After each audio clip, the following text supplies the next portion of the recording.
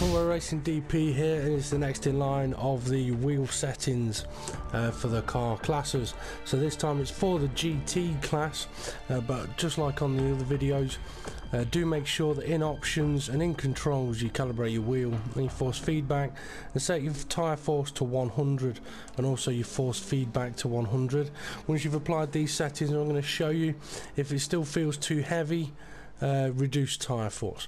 Okay, we're going to have to thrash through these as quick as I can, so really get ready to hit pause and screenshots, because I've got 15 minutes ish to get through all of these cars, and there's about 20 of them. So into Aston Martin and the Rapide Hybrid.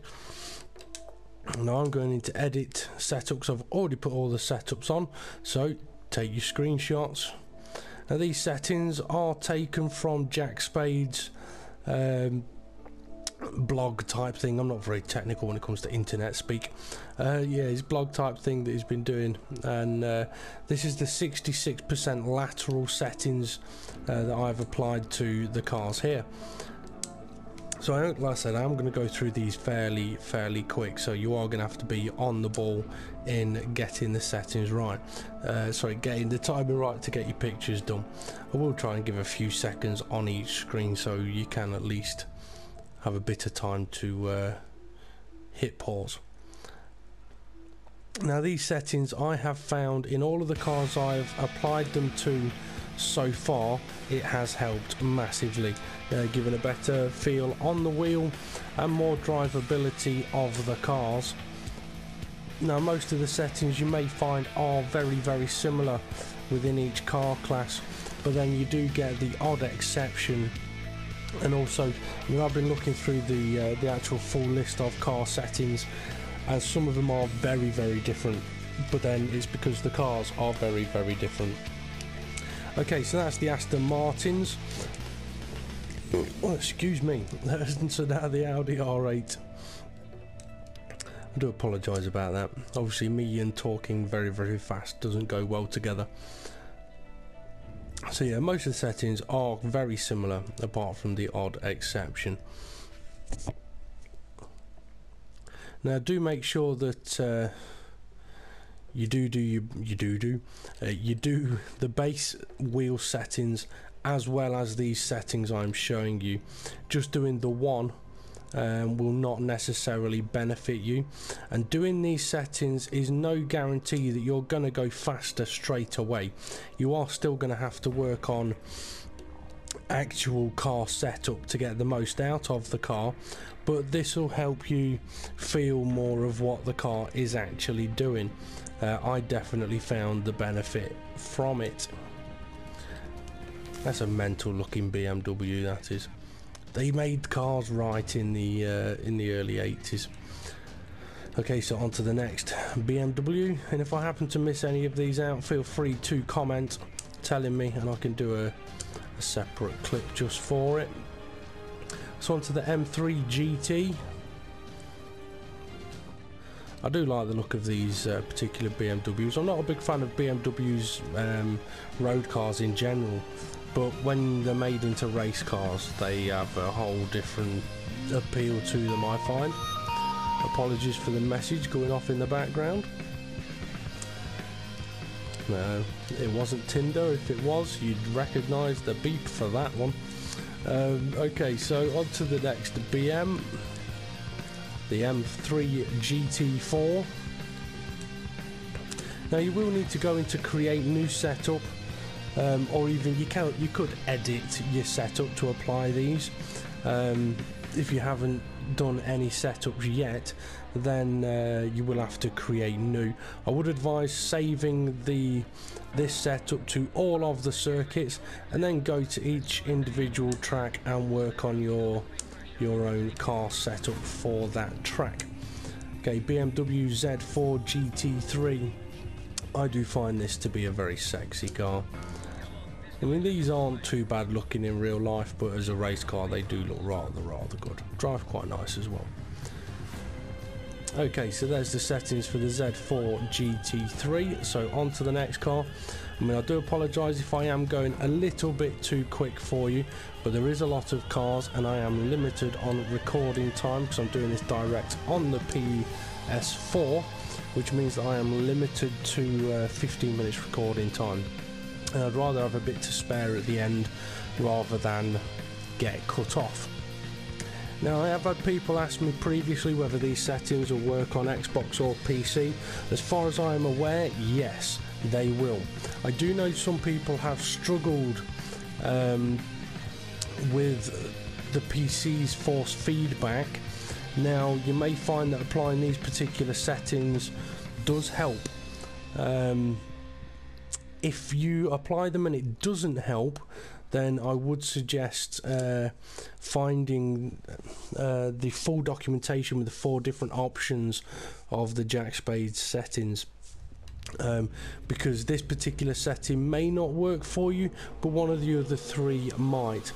If I was to go through doing all of the settings on all of the cars, like all 4 separate groups of settings, it would take me forever, and I would actually like to play the game at some points. It would be nice, but I am doing this to try and help a few wheel users out, because I know that some of the cars can be an absolute handful, and some of the force feedback can be just a bit quick going off that one. Some of the force feedback can be very, very aggressive in some cars, and very, very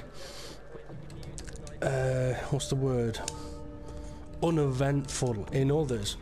I mean, I did find that myself early on, but with these settings, I am finding that I do feel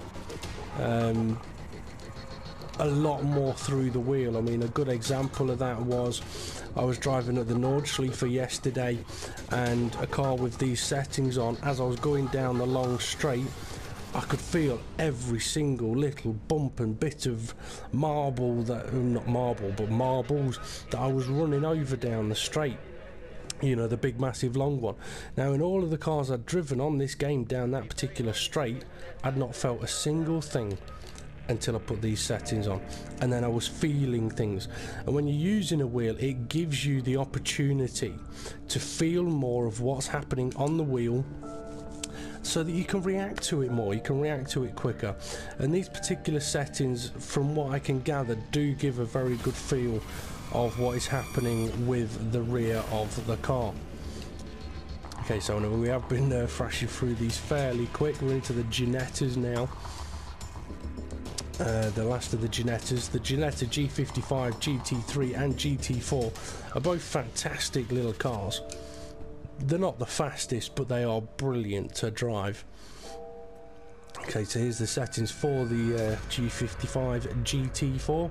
Like I say, a lot of the settings will be the same from car to car within a class, with a few exceptions, but class to class, they on occasion they are going to be very, very different. So don't necessarily just go taking one of these from one of the cars and applying it to all of the cars. It may not work. Okay, into McLaren and on to the 12C GT3, and here are the settings for this. Now, I have driven this McLaren. I found this a very, very nice car to drive.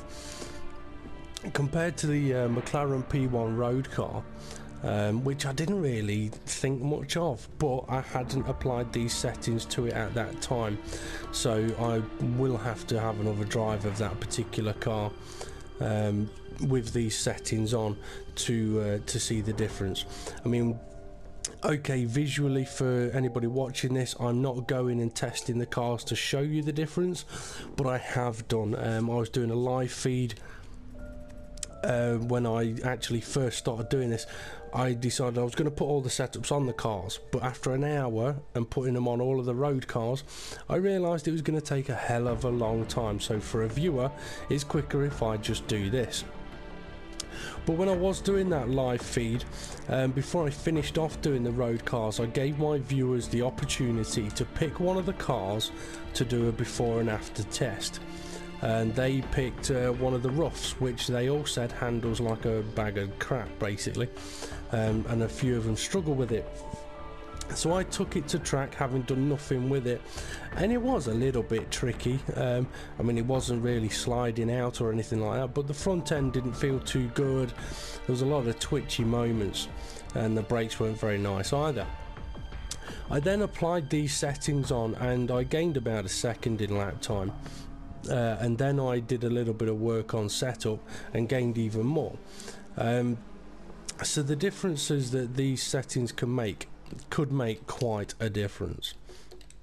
Okay, so onto the RUF now. The RUF RGT8 GT3, brilliant car, not the fastest, but is a brilliant car. Okay, so here are the settings for the RGT8. Excuse me. And that finishes off the GT class. Now, if you do find these helpful, I am going to do it for all of the other classes of cars. So if you do want the settings for the other classes, just have a look on the YouTube channel and they will be there. So nothing much else to say really. So before we get cut off on the video recording, because I have no idea how long I've taken so far, all that's left to say is I'm from Row Racing DP, otherwise known as Dave, amongst other things. Thanks for watching, and I hope this has helped.